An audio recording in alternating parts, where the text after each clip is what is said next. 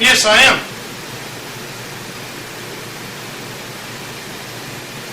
I personally don't think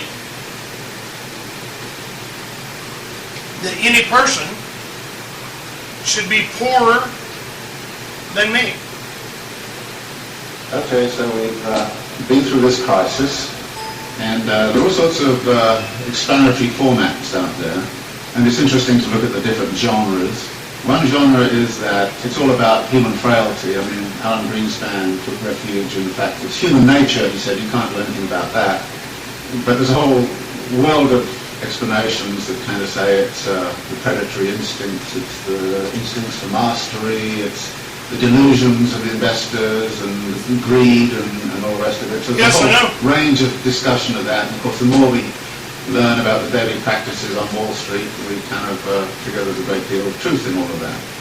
The second genre is that there's institutional failures. The regulators were asleep at the switch, the shadow banking system innovated outside of their purview, etc., etc., etc., and therefore the institutions have to be reconfigured, and it has to be a global effort by the G20, something of that kind.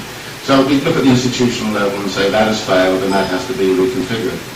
The third genre is to say everybody was obsessed with a false theory. They read too much Hayek and believed in the efficiency of markets, and it's time we actually got back to something like Keynes, or we took seriously Hyman Minsky's theory about the inherent instability of financial activities.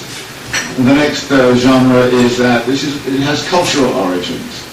Now, we don't hear that much in the United States, but if you were in Germany and France, many people there would kind of say, this is an Anglo-Saxon disease, and it's nothing to do with us. I happened to be in Brazil when it was going on, and Lula was kind of saying, well, first off he was saying, oh, thank God the United States is being disciplined by the equivalent of the IMF. We've been through it 8 times in the last 25 years, and now it's their turn. Fantastic, said Lula.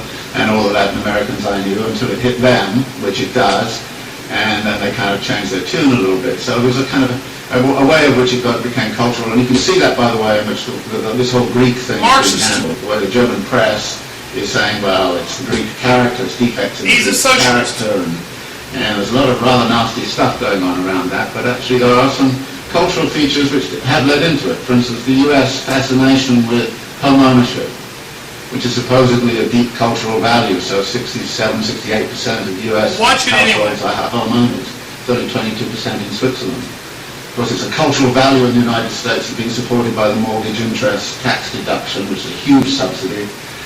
It's been promoted since the 1930s. Very explicitly in the 1930s, it was built up because the theory was that debt-encumbered homeowners don't go on strike.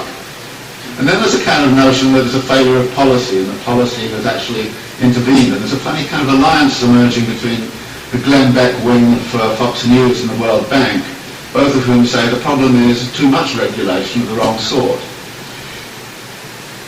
So all of these ways, and all of them have a certain truth. And skilled writers will take one or other of those perspectives and build a story and actually write a very plausible kind of story about this. And I thought to myself, well, what kind of plausible story can I write which is none of the above?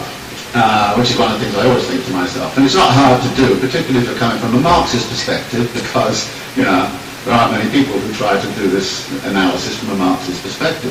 And I was really clued into this by this thing that happened at the London School of Economics about a year and a half ago, when Her Majesty the Queen asked the economists, how come you guys didn't see this thing coming? And she didn't say it exactly that way, but, it's just a sentiment.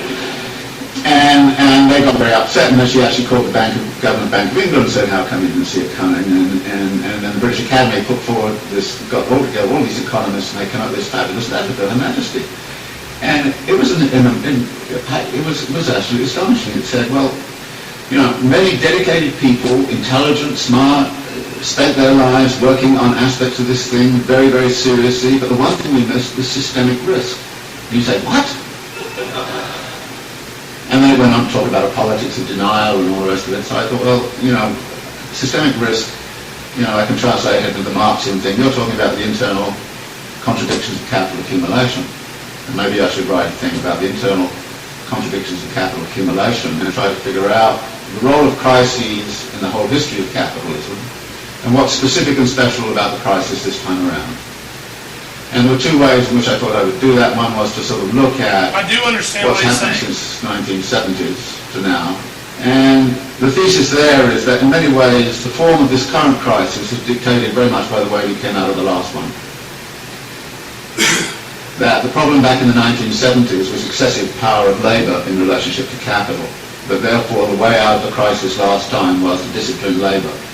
And we know how that was done. It was done by offshoring, it was done by, Thatcher and Reagan, and it was done by neoliberal doctrine, it was done all kinds of different ways. But by 1985 or 86, the labour question had essentially been solved for capital. It had access to all of the world's labour supplies. Nobody in this particular instance has cited greedy unions as the root of the crisis. Nobody in this instance is saying it has anything to do with excessive power of labour. If anything, it's the excessive power of capital, and in particular the excessive power of finance capital, which is the root of the problem. Now, how did that happen? Well, we've been since the 1970s in a phase of what we call wage repression, that wages have remained stagnant. The share of wages in national income right throughout the OECD countries has steadily fallen. It's even steadily fallen in China, of all places. So that there are less and less being paid out in wages. Well, wages turn out to be also the money which buys goods. So if you diminish wages, then you've got a problem with where's your demand going to come from? And the answer was, well, get out your credit cards. We'll give everybody credit cards. So we'll overcome, if you like, the problem of effective demand by actually pumping up the credit economy. And American households, British households have all roughly tripled their debt over the last 20, 30 years. And a vast amount of that debt, of course, has been within the housing market. And out of this comes a theory which is very, very important, that capitalism never solves its crisis problems. It moves them around geographically. And what we're seeing right now is a geographical movement of that. Everybody says, well, okay, everything's beginning to recover in the United States, and then Greece goes bang, and then everybody says, what about the pigs, And it's interesting. You had a finance crisis, which is in the financial system. You've sort of half solved that, but at the expense of a sovereign debt crisis. Actually, if you look at the accumulation process of capital, you see a number of limits and a number of barriers, and there's a wonderful language that Marx uses in the Grund research, where he talks about the way in which capital cannot abide a limit. It has to turn it into a barrier which it then circumvents or transcends. And then when you look at the accumulation process, you look at where the barriers and limits might lie. And the simple way to look at it is to say, look, the typical circulation process of accumulation goes like this. You start with some money, you go into the market and you buy labour power and means of production. And you put that then to work with a given technology and organisational form. You create a commodity which you then sell for the original money plus a profit. Now, you then take part of the profit and you recapitalise it into an expansion for very interesting reasons. Now, there are two things about this. One is there are a number of barrier points in here. How is the money got together in the right place at the right time in the right volume? And that takes financial ingenuity. So the whole history of capitalism has been about financial innovation. And financial innovation has the effect of also empowering the financiers. And the excessive power of the financiers can sometimes, they do get greedy, no question about it. And if you look at financial profits in the United States, they were soaring after 1990. They're going up like this. Profits in manufacturing were coming down like this. And you could see the imbalance. In this country, I think the way in which this country has sided with the City of London against British manufacturing since the 1950s onwards has had very serious implications for the economy of this country. You've actually screwed industry in order to keep, financiers happy. Any sensible person right now would join an anti-capitalist organisation. And you have to. Because otherwise we're going to have the continuation. And notice it's a continuation of all sorts of negative aspects. For instance, the racking up of wealth. You would have thought the crisis would have stopped that. Actually, more billionaires emerged in India last year than ever. They doubled last year. The wealth of the rich, I just read something this morning, in this country has accelerated. Just last year.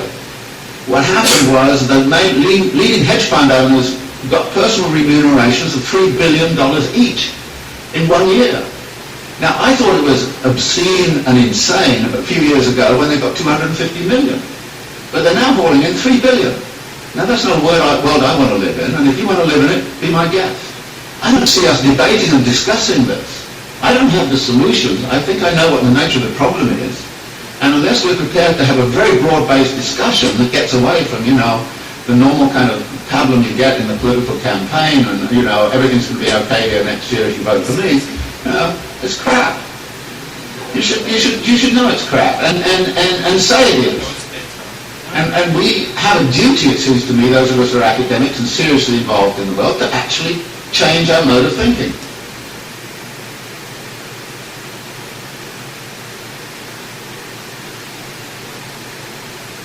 We have to change.